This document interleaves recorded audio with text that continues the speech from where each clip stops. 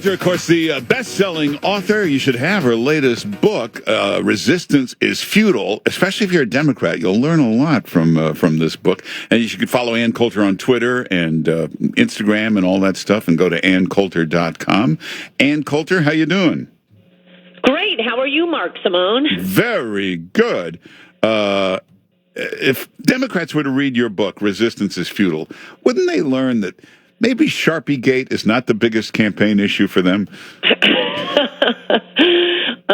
Sharpiegate, not the biggest campaign issue, I'll admit, but it is a perfect example about what is annoying the crap out of me about Trump. Oh, no.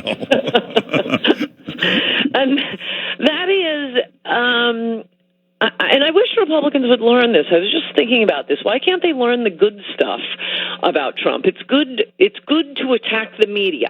That's always a winner. Huge popularity. Attack the media. You can't do better than that.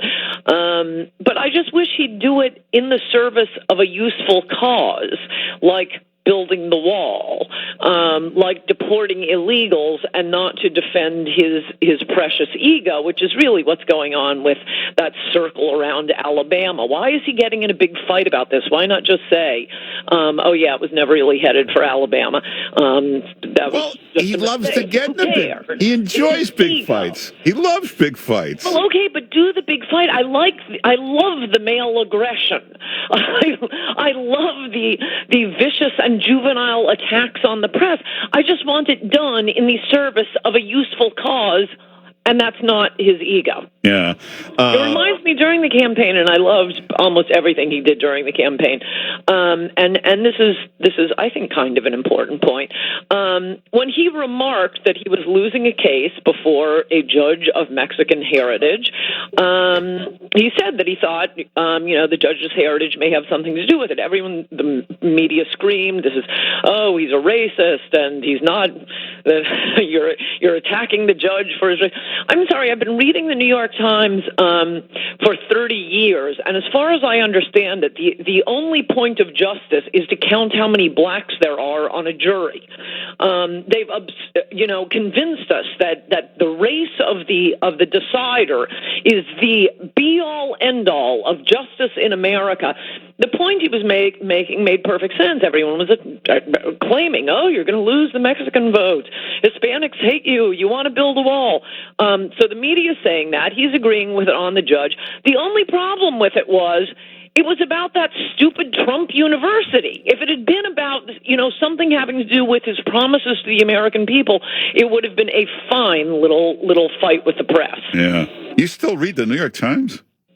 I don't really anymore. And it's not even...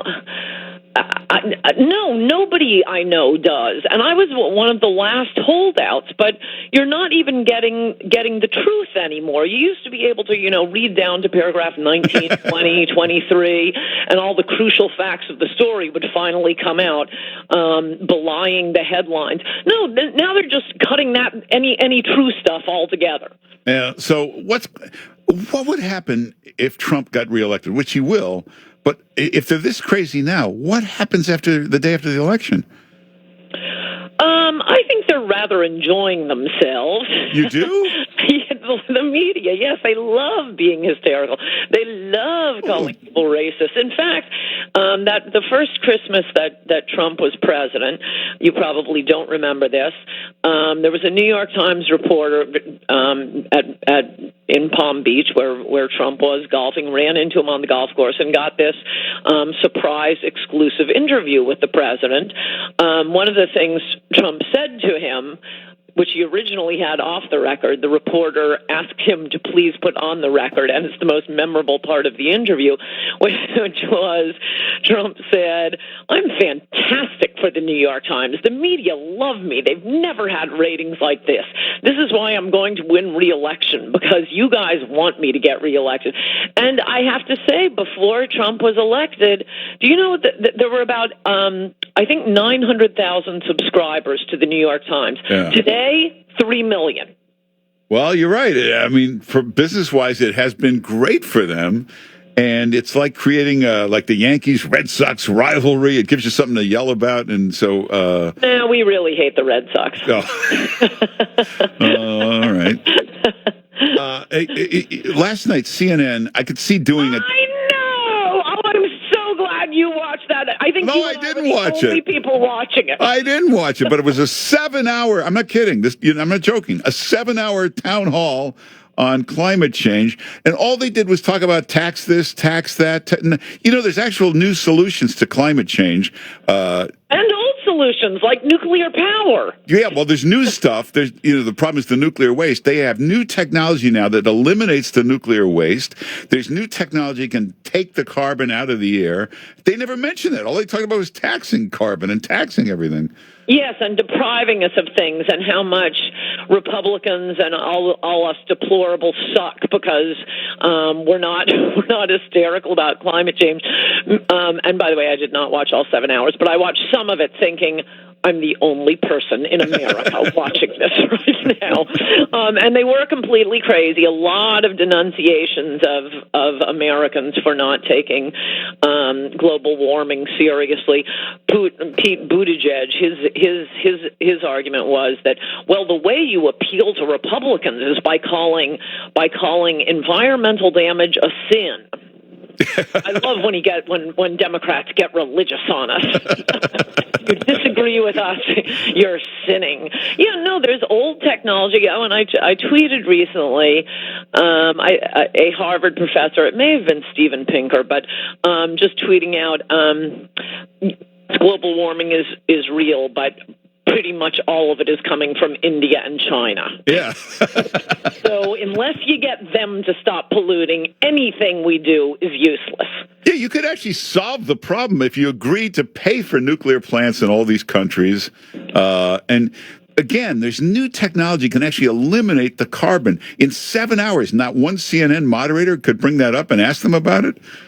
No, they really are Luddites. I described this in my book, Demonic, about mobs and groupthink. And one of the attributes of a mob is fear of new technology. And really? You listen to these, new novelty. Now, they like to accuse conservatives of that, because we don't want our country overwhelmed with third worlders. Oh, that's new. Yeah, it's not everything new is good. But it really is true with liberals and all their fears about, like vaccines and nuclear power and what was Al Gore's solution to global warming? Give up the internal combustion engine. I think we could get liberals to scatter by coming after them with a vacuum. Yeah, if you just did this right, you'd have all nuclear power, which is clean as can be. New technology gets rid of the nuclear waste in a totally safe way. And eventually we're all going to be in electric cars anyway. So there's really nothing to worry about at this point. Well, we should not that it would be my number one item. My number one item, like 60 million other Americans, was a wall. But perhaps in the top 10 is getting over this neurosis of nuclear power. I mean, kids aren't even majoring in nuclear engineering anymore because why? You'll be unemployed. There are no jobs for you. I don't think there's been a new nuclear power plant built in this country since the 70s. Can you think of one? No, in fact, they closed Indian Point here in New York. Yeah, no, it's really crazy. We're not Russians. Our nuclear power plants don't melt down. Get a hold of yourselves, you nuts. Remember the old famous statistic? Yes, I do, and a famous bumper sticker. Less people have died in nuclear accidents than in Ted Kennedy's car or Joe Scarborough's office. And it's 100% true. I hate to say we're out of time, but everybody should get Ann Coulter's book, Resistance is Futile. It'll teach you a lot, especially if you're a Democrat. Resistance is Futile. And the new column comes out tonight? Yes. It came up. Sorry that we usually do Wednesdays. It came out last night, and it's a fantastic column. All right. Go to AnnCoulter.com. You can see the new column. Or just go to Twitter. You can follow Ann Coulter on Twitter. Ann Coulter, thanks for being with us. Good to talk to you, Mark. Bye-bye. Take care.